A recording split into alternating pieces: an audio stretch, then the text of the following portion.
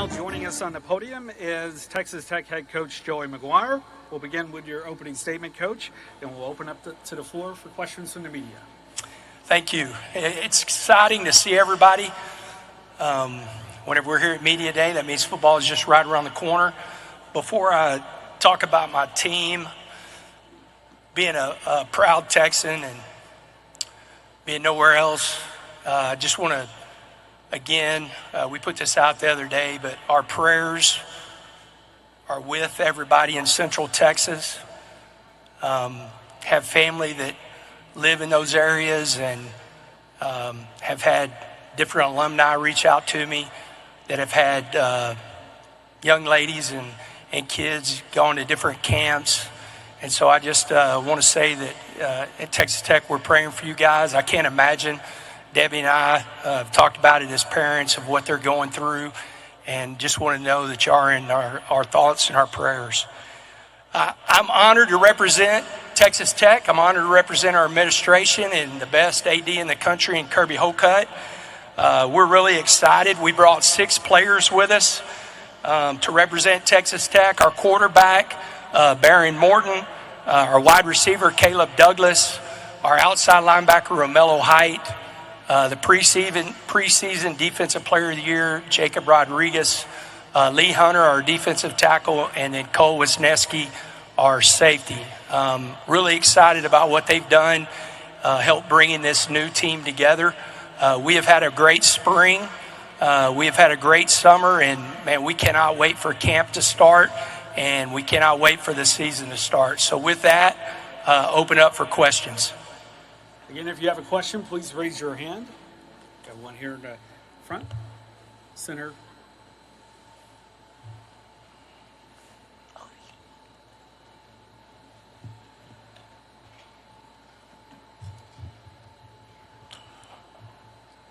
Hello, Coach. How you doing? I'm good. How you doing? Great. Wanted to ask you just about Caleb and what have you seen in his development coming off of last season, obviously off season, and as he prepares for this upcoming 2025 season to be able to enhance the offense that you presented. Yeah, I'm excited. Caleb Douglas, I've known him for a long time, recruiting him out of high school. He's really developing as a big play guy. He really came on strong in the Big 12. I think he had 5 100-yard games in the Big 12 last year, and had a 100-yard game against Arkansas. He had a good spring. He's one of the guys that has an opportunity with a big year to declare early for the draft, and if he does that, it means he had a great year, and that's good for the Red Raiders. But I'm just really proud of him. And one of the reasons he's one of the 6 that we brought is because of his leadership that he's shown in off-season and the voice that he's developed in that wide receiver room. He's become a real leader. He and Coy Aiken are the 2 leaders in that room, and excited about the season that he's going to have. All right, again, if you have a question, please raise your hand until our microphone holder gets to you. Also, please state your name and media affiliation.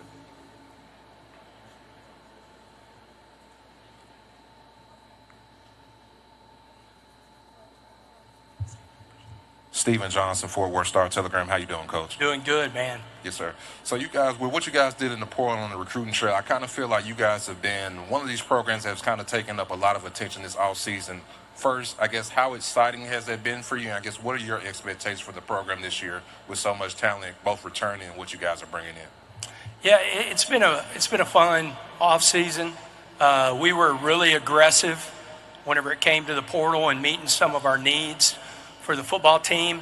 I've been really proud of those guys for, I always look at what's the feel in the locker room culturally, the standard that we practice at, but then other things. Like this is the 3rd semester in a row that we've had a 3.0 or better as a GPA. And we brought in all those new guys. A lot of them have already graduated from college, but are still taking 12 hours, and we're able to do that in the classroom. I know there's a lot of expectations on the team. We look at it as opportunities. Jack Richards, a good friend of mine, went to Texas Tech. Son played at Texas Tech, and he sent me that text. He says, expectation or opportunities, it's all perspective. And we look at it that we have a great opportunity. I think this conference is really strong. There's a lot of teams that have some big opportunities this year to really make a statement, and we're planning on being one of them. All right, go center right, 6 rows back. Tyler Budge, CF Budge. Coach, you guys had Zach Kitley last season as one of the brightest young offensive minds in the sport. He obviously gets the opportunity to lead FAU this season as the head coach. And you went and got Mac Leftwich this offseason, another guy that is in a similar position, a rising, young, great offensive mind. Do you anticipate he'll eventually get an opportunity to lead a team as well? And can you describe what it means to your team to have a guy like that in the building for another year? Yeah, I think Mac, I knew Zach was going to be a head coach. He has those qualities, and I'm excited for him. I want to be around guys that want to move up, that want to be coordinators and want to be head coaches. I see the same thing in Mac. He's a coach's kid, just like Zach was, and he understands, what it takes to lead a team. I've been really impressed. I'm excited to go into a game with him. I've seen what he's doing, whenever he attacks our defense, but I'm ready to see what he did. But, you look at, there's 2 young guys that have had a lot of success. Kitley had a lot of success at Western Kentucky and had a lot of success at Texas Tech. And Mac has done the same thing. He did it at Incarnate Word. He did it at Texas State. And I know he's really excited about the offense that he has to lead. But I really do think Mac will be a head coach. I'm hoping I get to keep him for at least 3 years like I got to keep Kitley. But I expect him to be a head coach someday. All right, we'll go to center left.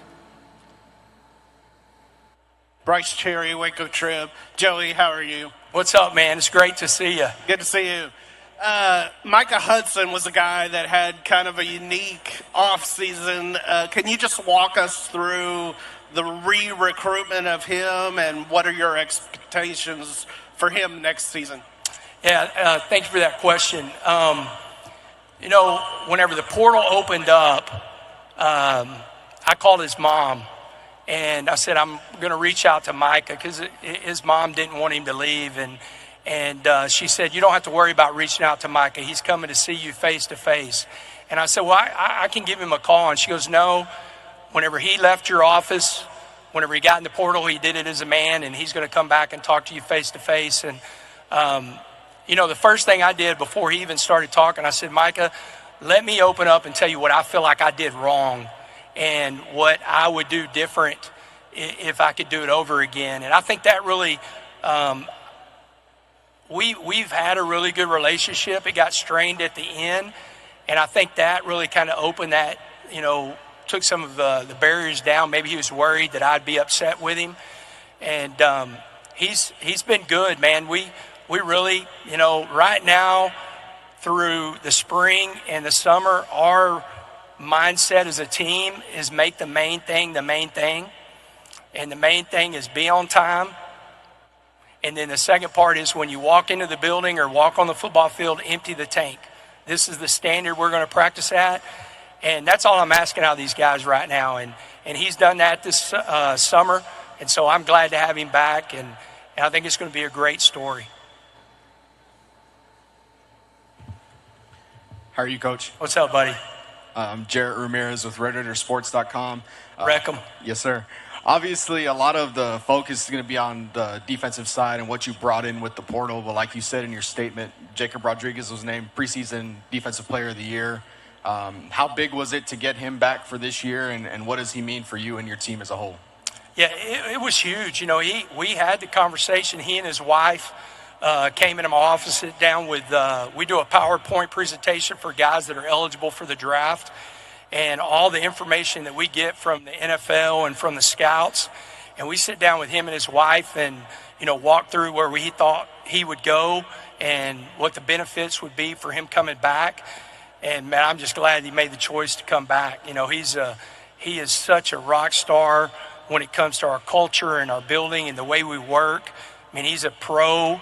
He understands. And we're always searching for people's why.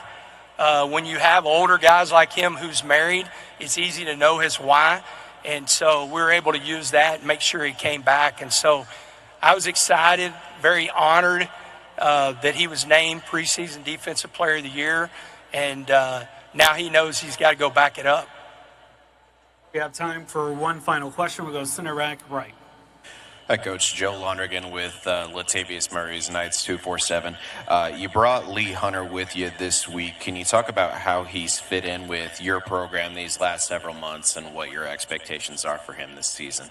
Yeah, if you hadn't got to talk to Lee, man, he's bigger than life, man. He's got such a great personality. The one thing that we didn't want to do whenever we brought all these new guys in, some of these guys have been leaders on their previous teams, and so we wanted to make sure that we gave them a voice. We gave him a voice, but he's been incredible. Have high expectations just from the standpoint of the level that he can play at and his ability. But I will tell you this, one thing that's fun coming into work every day is we knew that we brought in some really good football players, but we brought in some great men. Like, that's been by far the biggest thing that stand out is we have brought in some really good men that have really helped our culture grow and create this team chemistry. And so really proud of that.